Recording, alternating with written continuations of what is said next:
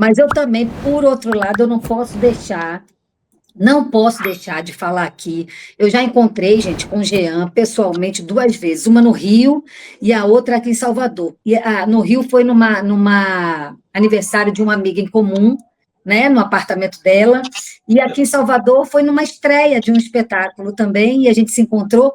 E eu não posso deixar de fazer esse registro, porque as 2 vezes que a gente se viu, ele foi extremamente gentil e carinhoso, gente.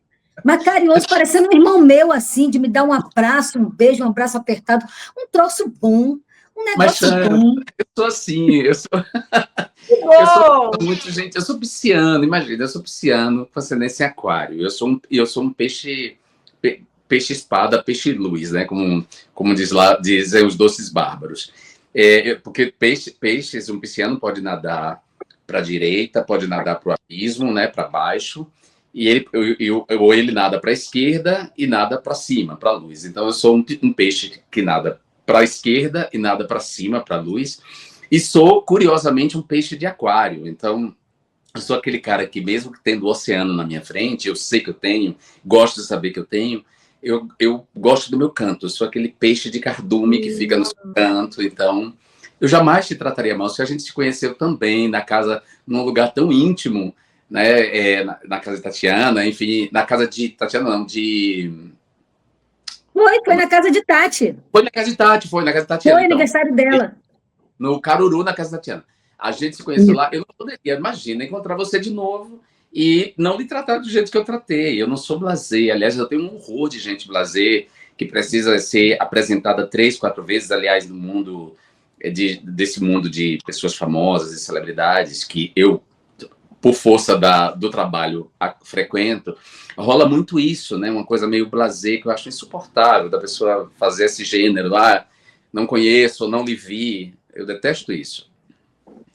que bom. Somos dois. Você detesta, né, fazer esse papel e eu detesto também receber esse papel. Por isso fiquei, assim, já era apaixonada por você, porque é impossível, entendeu? Ele agora vai ficar sem jeito, mas eu vou falar mesmo. Impossível, né, Jean? Uma pessoa, não, é sério.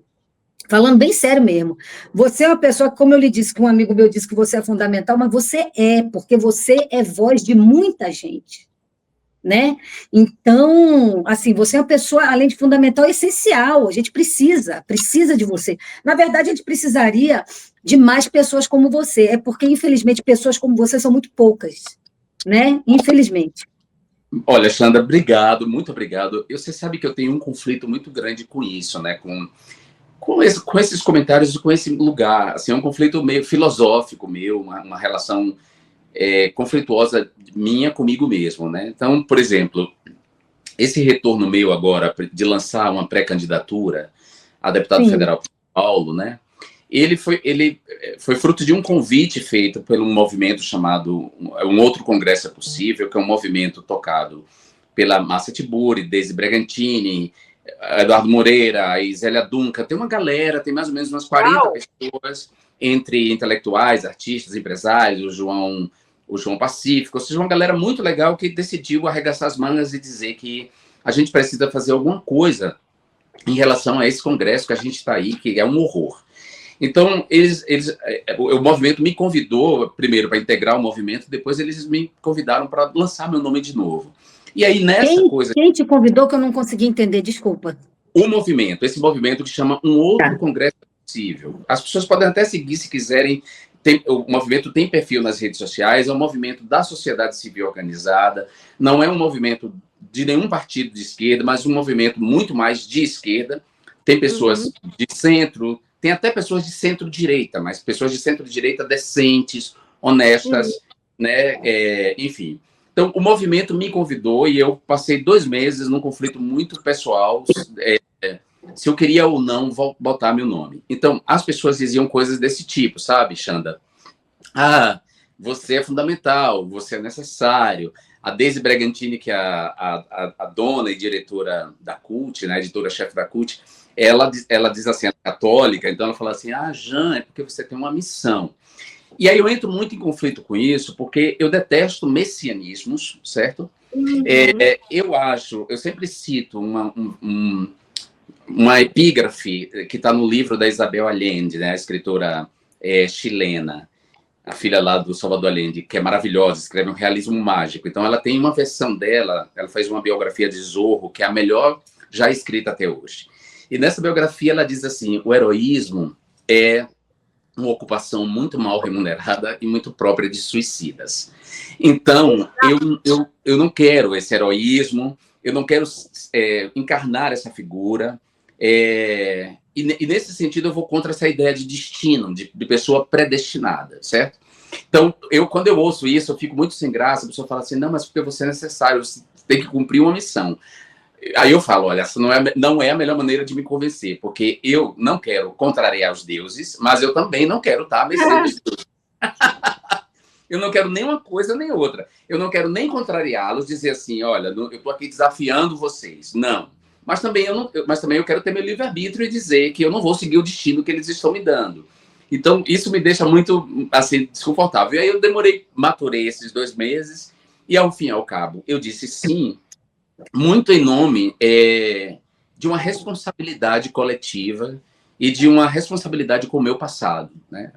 Márcia Tiburi, que é minha amiga maravilhosa, íntima, com quem Esteve aqui com a gente, acho que tem umas 2 ou 3 semanas.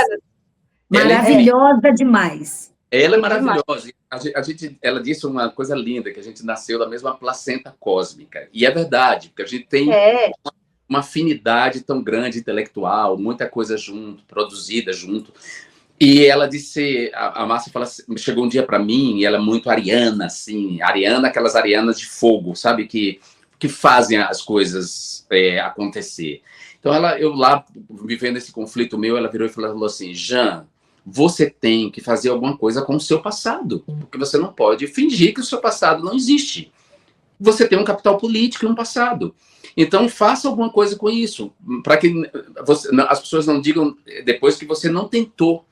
E aí, ao ouvir isso, foi o que mais me levou a dizer sim, a dizer, é isso mesmo, eu tenho esse passado, eu tenho que lidar com ele, é uma responsabilidade coletiva nesse momento que o mundo está enfrentando aí. Nós estamos à beira de uma 3ª guerra mundial, essa é a verdade. Esperamos. Deus. Né, que não aconteça. Mas diante de um mundo assim insone, para usar a expressão do Stefan Zweig, o mundo insone, diante do mundo insone, eu precisava assumir a responsabilidade com o que eu construí. Então aí eu disse sim e botei meu nome como pré-candidato a deputado federal pelo PT de São Paulo. Jean, mas por que isso? Porque você estava querendo mesmo ficar mais tranquilo, você estava mais assim, mais low profile, assim, mais querendo assistir como cidadão do que como um grande ator ali? Não, olha, como intelectual público, eu segui atuando, olha, mesmo no exílio, quando eu tive que partir para o exílio, muita gente, hoje mesmo eu li uma matéria falando do Wagner Moura, em que eu dei um depoimento e a jornalista usou a expressão autoexílio. E eu já me chateei muito com isso, mas eu não vou ficar aqui me dando murro em ponta de faca. Não existe autoexílio. Ninguém se autoexila. Um exílio é sempre uma obrigação. Todas as pessoas que estão exiladas no mundo estão exiladas por razões políticas, de violência política, ou razões climáticas, ou guerras étnicas. Tem uma série de razões econômicas que levam as pessoas ao exílio. Meu exílio não foi um autoexílio, não foi uma escolha. Eu tinha acabado de me eleger deputado federal para o 3º mandato. Eu abdiquei desse 3º mandato, que é uma coisa que ninguém faz e ninguém faria, porque as pessoas têm apego ao poder, certo? As pessoas são apegadas ao poder. Eu não tenho esse apego ao poder. Então, eu abdiquei do 3º mandato para preservar a minha vida e a vida da minha família. Porque eu sou uma pessoa... não quero esse heroísmo, não quero ser mártir mesmo, não nasci para o martírio, para ser mártir. Vi uma amiga minha ser assassinada e ser martirizada naquele momento. Eu não queria ser a próxima vítima e isso me obrigou ao exílio. Então, mesmo no exílio, em que eu saí contando com uma bolsa de estudos, porque se não fosse a bolsa da Open Society, que o Pedro Abramovay conseguiu para mim, e depois o convite da Universidade de Harvard, que o professor Sidney Chalhoub, que é o professor titular do curso de História de Harvard, se não fosse ele a me convidar para o programa de professor visitante, eu teria passado muito mais dificuldades do que eu passei no exílio. E mesmo no exílio, eu segui atuando politicamente para preservar a democracia no Brasil, para denunciar o que eram as pessoas que tomaram o poder em 2018. Né? Eles tomaram o poder pelas vias democráticas, entre aspas, porque ele foi eleito, mas uma eleição que foi uma eleição atacada pela desinformação de uma maneira como a gente nunca viu. Uma eleição em que ele se elegeu graças à desinformação nas mídias sociais, que é objeto do meu doutorado. Então, eu fiz essa denúncia em diferentes tribunas, em diferentes instituições de ensino, na ONU, em Genebra, ou seja, segui ativista, escrevi. Lá no exílio, eu me tornei um artista, quer dizer, dei vazão a um aspecto da minha vida que era pouco conhecido, que era o meu trabalho com as artes visuais, e aí eu faço um trabalho. Ou seja, Sara, esse lugar de intelectual público eu sempre iria ocupar. E low profile, eu também sou, embora pareça contraditório dizer assim, o cara que participou do Big Brother Brasil e ganhou o Big Brother Brasil em 2005 é low profile. Sim, sou, e é possível sim. Porque não é porque você participa de um programa de televisão e ganha e fica famoso. Oh, que fofice, que bonitinho. Ele sempre vem dar boa noite, dar um beijinho nela durante a live, sempre. Ele é um fofo, um fofo. Que bonitinho, meu Deus do céu. Boa noite. Boa noite, meu querido. Deixa o like. Deixa o like. Aí, ó, esses são criando os bons homens para o futuro. Querido, é isso aí.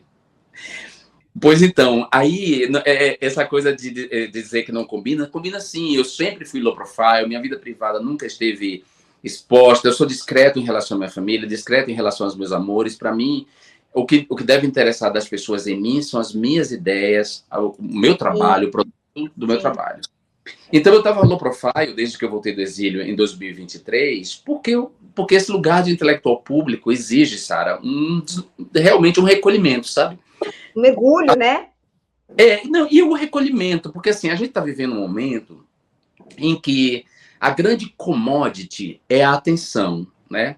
As Big Tech estão capturando nossa atenção todo o tempo através desses gadgets que estão a elas relacionados, os smartphones, os tablets, enfim, os nossos computadores pessoais, as nossas smart TV.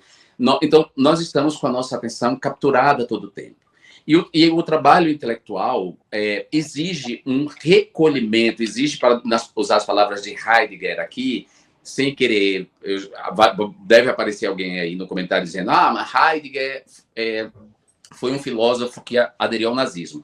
Ok, ele tem essa mancha na biografia dele, mas isso não quer dizer que a gente vai jogar toda a estrutura filosófica, todo o edifício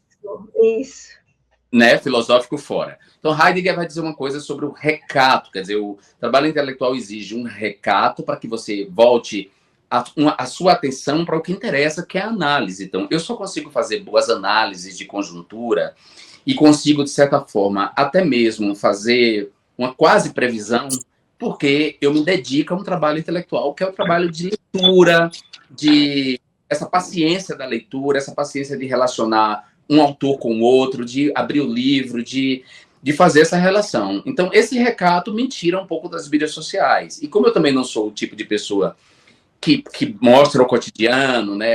É minha comida, meu namorado, sabe? Então, parece que eu estou mais fora de cena do que o que eu estou. Mas eu nunca deixei de estar em cena em termos de ativismo político e dos nossos direitos.